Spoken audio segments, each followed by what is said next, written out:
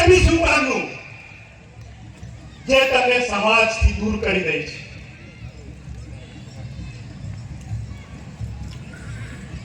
મોટી મોટી વાતો થાય, શિક્ષિત બનો, સંગઠિત થાઓ અને સંઘર્ષ કરો. શિક્ષિત તો બની ગયા, પણ સંઘર્ષ કોણ કરશે? ના મેં નહીં કરું, આ કરશે.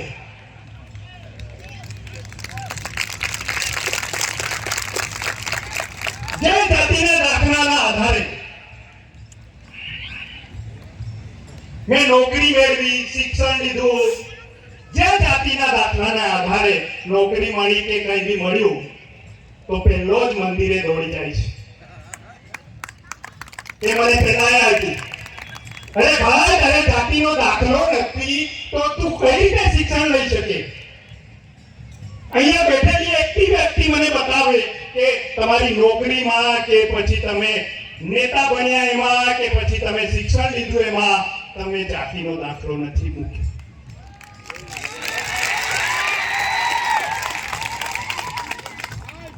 તો તે જાતિનો દાખલો આપવા વાળાને તો યાદ જ નથી કરતા.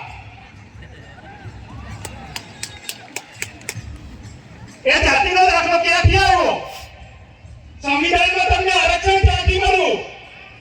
એની તો કોઈ વાત નથી.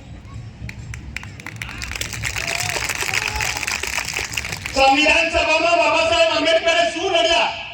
એમનું જીવન સંઘર્ષ શું હતું? એ આરક્ષણ આપવામાં જયપાલસિંહ મુંડા કેવી રીતે લડ્યા? અને એના માટે બિરસા મુંડા 21 વર્ષની ઉંમરે પોતાની બલિદાની આપે છે. ત્યારે તે છોટા નાગપુર ટેનન્સી એક્ટ બને છે અને આપણી જમીનો 73AA એને આધારે છે. તો કયા શિક્ષણની વાતો કરો છો? શિક્ષણ લઈને તો આપણે સિટીમાં જતા રહીએ અને 2% લોકોને નોકરી મળે, 98% બેઠા છે એનું કોણ વિચારશે? એ શિક્ષણ જે તમને સમાજથી દૂર કરે એ શિક્ષણની વાતો કરો છો.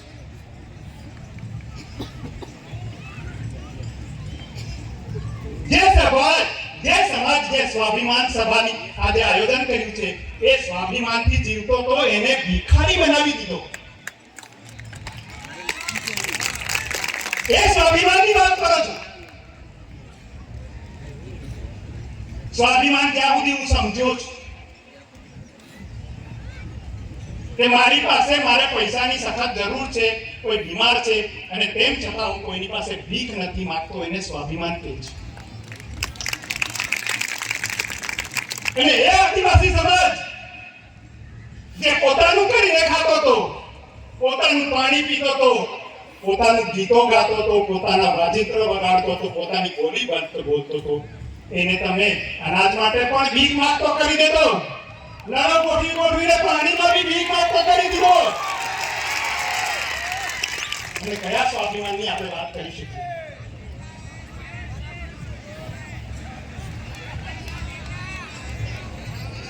તો સમાજે ફરીથી ચિંતન કરવાની જરૂર છે.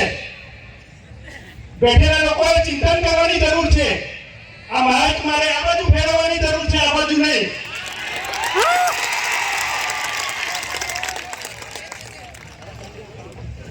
કોરીની વાત કરો છો. સ્ટેચ્યુ બન્યું ત્યાં આદિવાસીઓની જમીન ગઈ, ડેમોમાં આદિવાસીઓની જમીન ગઈ, આદિવાસી રખડતો થઈ ગયો અને આપણે એને પાછું ભાષણ કરીએ કે તમે આમ કરજો. તો બચાવવા માટે સંવિધાનમાં 244 એને બચાવવા માટે રાષ્ટ્રપતિની નીચે રાજ્યપાલ અને ટ્રાઇબલ એડવાઇઝરી કાઉન્સિલની સહમતિ લેવી પડે, પરમિશન લેવી પડે. તો એનો અર્થ એ થયો કે ટ્રાઇબલ એડવાઇઝરી કાઉન્સિલમાં તો આપણે નથી બેસતા, હું તો નથી બેસતો, કોણ બેસે? કોણ બેસે?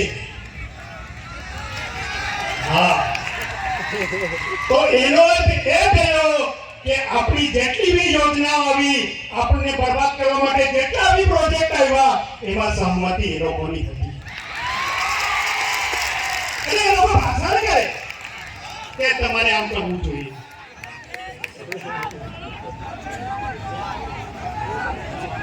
લોકો વળ્યા છે.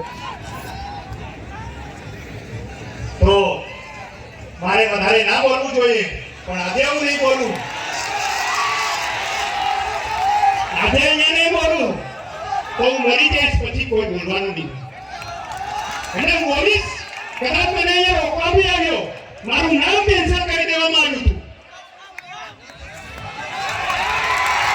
કેમ કે અહીંયા સમાજની વાત કોઈ કરવું ના જોઈએ.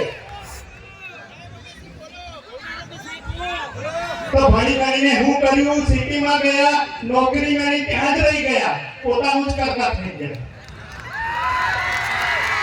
સમાજને પાછળ વળીને જોયો જ નહીં, મારા ગામમાં આવ્યો જ નહીં હું.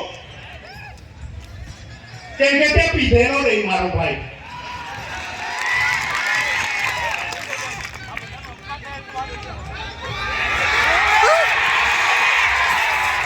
મનસુખભાઈ મને ના પાડે છે બોલવા. અપમાનકારી એવું કહે છે.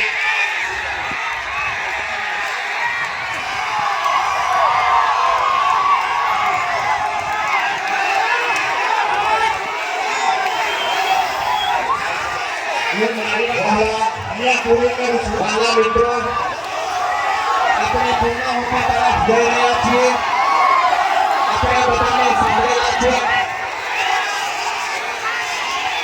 આપણે હજુ આગળ સાંભળવાના છીએ. એ માટે હું પૂર્ણ કરું છું. અને